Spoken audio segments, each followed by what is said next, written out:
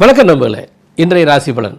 இன்று ஏப்ரல் 2, 2026 வியாழக்கிழமை, பிரதமை திதி, அஸ்த நட்சத்திரம், கன்னி ராசி, சித்த யோகம். இன்றைய நாள் எப்படி இருக்கும் எல்லா ராசிகளுக்கும் பார்ப்போம் நண்பர்களே. மேசராசி பொறுத்த வரைக்கும் ஆறுல் சந்திரன் வெற்றிகரமான ஒரு நாள்.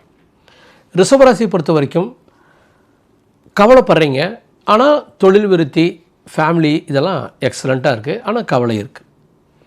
மிதுன ராசி பொறுத்த வரைக்கும் அதிக அலைச்சல், உழைப்பு, கண்டிப்பாக வெற்றி.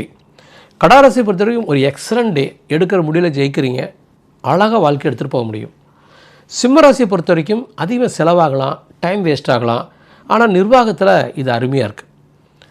கன்னி ராசி பொறுத்த வரைக்கும் உங்கள் ராசிலேயே சந்திரன், உங்களுக்கு அஸ்த நட்சத்திரம், லாபஸ்தானத்துடைய சாரம், ஒரு வெற்றிகரமான லாபகரமான ஒரு அருமையான நிம்மதியான ஒரு நாள் கன்னி ராசிக்கு.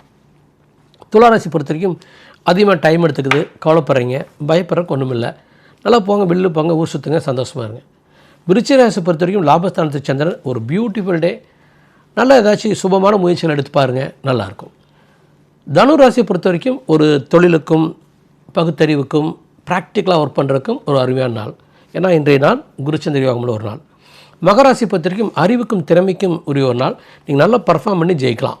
கும்பராசியை பொறுத்த வரைக்கும் சந்திராஷ்டமம், ஏதோ வலிக்குது, ஏதோ கவலைப்படுறீங்க, தேவையில்லாமல் டிஸ்டர்ப் ஆகிறீங்க, ஜஸ்ட்டு ட்ராப் பண்ணுங்கள், நிம்மதியாக இருங்க. மீனராசி பொறுத்த வரைக்கும் உனது எக்ஸலண்ட் டே, 7 சந்திரன், சந்திரன் சாரம், 5 குரின் சாரம், நிம்மதியான ஒரு வெற்றிகரமான ஒரு நாள் வாழ்க்கை துணையோடையும் நண்பர்களோடையும். ஃபைன் நண்பர்களே, இப்போ தத்துவத்துக்கு போமா. ரொம்ப எளிது வாழ்க்கை. ஒரு விஷயத்தை பிடிச்சி தொங்கிக்கிட்டே இருக்கக்கூடாது. ஒரு விஷயம் உங்களால் முடியலைன்னா அது விட்டுருங்க. 15 நாள் 30 நாளைக்கு பிறகும் ஒரு விஷயம் தள்ளி தள்ளி போகுதுன்னா, ஒரு பேங்க் லோன், ஒரு நண்பர் உங்களுக்கு பணம் கொடுக்குறங்கிறான், வேறாச்சும் நிகழ்ச்சிகள், நாளைக்கு காலையில் சாயங்காலம், மறுபடியும் நாளைக்கு காலையில் சாயங்காலம் போச்சுன்னா பட்டுன்னு அந்த இடத்துல நீங்கள் கட்டாயம் வெளியே வந்துடணும். ஒரு விஷயத்தை நீங்கள் விட்டுட்டிங்கனால் சிறுமுனையிலேருந்து அந்த கண்டென்ட் பெருமுனைக்கு மாறிக்கும்.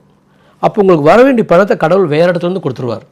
ஸோ தொடர்ந்து ஹேங் ஆகிட்டே இருக்கக்கூடாது ஒரு விஷயத்தில், சரியா? ஒரு 2-3 வீக்ஸ் ட்ரை பண்ணி பாருங்கள். இல்லைன்னா விட்டுட்டு அந்த பிரச்சனையோடைய மகிழ்ச்சியாக வாழப்பழங்க, பிரச்சனை நீங்கள் ஜெயிச்சிடலாம். நன்றி மேலே.